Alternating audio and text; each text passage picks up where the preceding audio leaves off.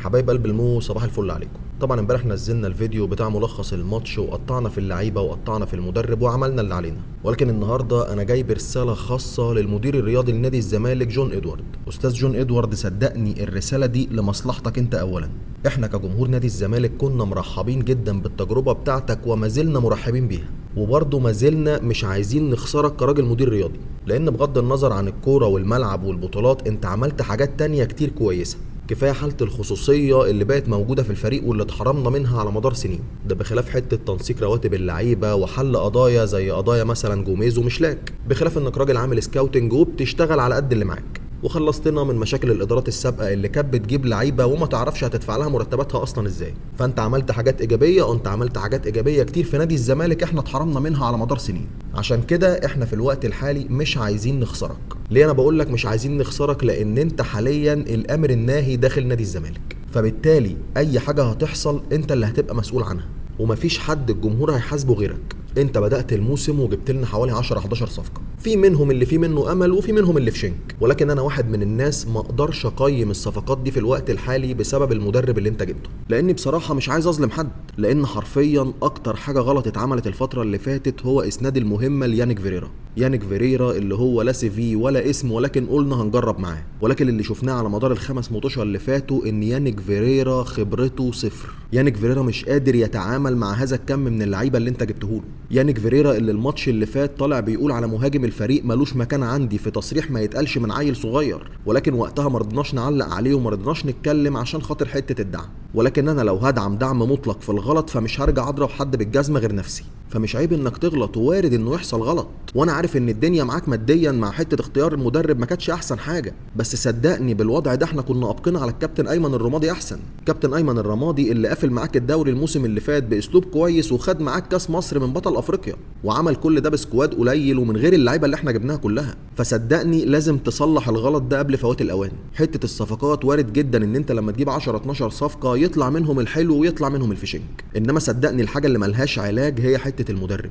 المدرب لو في شنك الفرقه كلها هتبقى في شنك. هتيجي تسالني وتقول لي طب انت عرفت منين ان المدرب ده في شنك وانت لسه ما حكمتش على الصفقات؟ هقول لك يا صديقي، انا عرفت ان المدرب ده في شنك مش من الصفقات الجديده، انا عرفت انه في شنك من الناس اللي اصلا كانت موجوده عندي. اقيم لعيبه جديده ازاي؟ وحتى اللعيبه القديمه اللي عندي اللي كانت بتقدم مستويات كويسه واقعه برضو السنه دي مع الراجل ده. ناصر منسي هداف الفرقه الموسم اللي فات، واللي كان بينافس راس براس مع امام عاشور على هداف الدوري، ولولا اصابته اخر 3 4 مطوشه كان ممكن ياخدها كمان من امام عاشور، السنه دي مش موجود.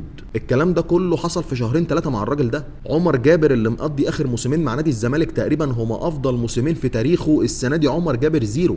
محمود بنتايج اللي الواحد كان بيتكسف ينتقده، وحتى الزمالك في اسوأ حالاته كان هو الثابت الوحيد، السنه دي محمود بنتايج انا ما باخدش منه غير جهد بدني بس، والراجل كتر خيره، انما فنيا مفيش، صفر. جهد بدني وجري ومجهود، وفي الاخر المحصله صفر. مفيش لاعب من اللعيبه المتميزه القديمه اللي كانت عندي مستواه زاد مع الراجل ده غير الحارس المرمى محمد صبحي، 5 مباريات ما فيهمش جمله مفيده. صدقني يا استاذ جون ادوارد والله الراجل ده لا جه منه ولا هيجي. انا عارف ان التضحيه بالمدرب في الوقت الحالي وبعد 5 مباريات لم منهم 10 بونت مجازفه كبيره، وبالورقه والقلم هو شيء غير منطقي، ولكن ساعات المجازفه والغير منطقيه بتبقى هي السبيل الواحد لانقاذك. لان صدقني الموضوع لو طول عن كده هنوصل لحته احنا مش عايزين نوصل لها. انت قدامك اسبوعين من التوقف الدولي، الراجل ده لو استمر خلال الاسبوعين دول وكمل بعد التوقف الدولي صدقني هنوصل لحته وهنشيل سكورات احنا مش قدها. احنا تعرينا واتكشفنا مع اول فرقه ضغطت علينا ولعبتنا كوره، وانت بعد التوقف الدولي مباشره هتصطدم بالمصري اللي بياكل الاخضر واليابس. صدقني احنا لو قابلنا المصري بعد التوقف الدولي بالمستوى ده هنشيل هزيمه اوسخ من بتاعه امبارح، بخلاف ان انت بعد التوقف الدولي بعد ما تقابل المصري هتقابل الاسماعيلي في الجونه، وبعد كده هتقابل الاهلي في اخر الشهر اللي احنا فيه. صدقني يا كابتن جون، انت لو ما اتخذتش القرار في الوقت الحالي بمزاجك انت يوم 29 هتتخذه غصب عنك، ولكن بعد فوات الاوان. لان المدرب ده بالطريقه دي وباسلوب اللعب ده لو قابل المصري والاهلي صدقني انا مش عايز اتخيلها. هيجي لي ناس تقول لي ما هو العيب مش على المدرب لوحده، اللعيبه امبارح برضو ما كانتش احسن حاجه. لا يا قلب اخوك، هي مش بس ما كانتش احسن حاجه، لعيبه نادي الزمالك امبارح كانت شويه لعيبه انا مش عايز اقول اللفظ عشان الناس المحترمه اللي بتسمعني. واحد زي شيكو بنزا اللي انا بعد ماتش مودرن قلت يا جماعه الراجل ده محتاج يخف استعراض ويعقل شويه، والناس دخلت في الكومنتات بهدلتني. ايه رايك في شيكو بنزا امبارح؟ مفيش كره بتتخطف منه وبيرجع يحاول عليها، والكلام ده مش من ماتش امبارح ولا الماتش اللي قبله بس، الكلام ده على مدار الخمس ماتشات الاولانيين. شيكو بنزا جاي الزمالك تحس ان هو متعالي على الكوره، اللي هو اتخطفت مني الكوره لا يكلف الله نفسا الا وسعها، انا مش ههين نفسي وارجع اجيبها. طب هل شيكو بنزا لاعب وحش؟ لا مش لاعب وحش، شيكو بنزا لعيب مهاري وعنده امكانيات كبيره، والسلبيات اللي انا بحكي لك فيها دي لو في مدرب واقف على الخط يقدر يعالجها بكل سهوله. انا عندي لاعب بالامكانيات دي عنده شويه السلبيات دي، تعالى يا حبيبي انت بتعمل 1 2 3 ما تعملوش تاني عشان ما قعدكش دكه.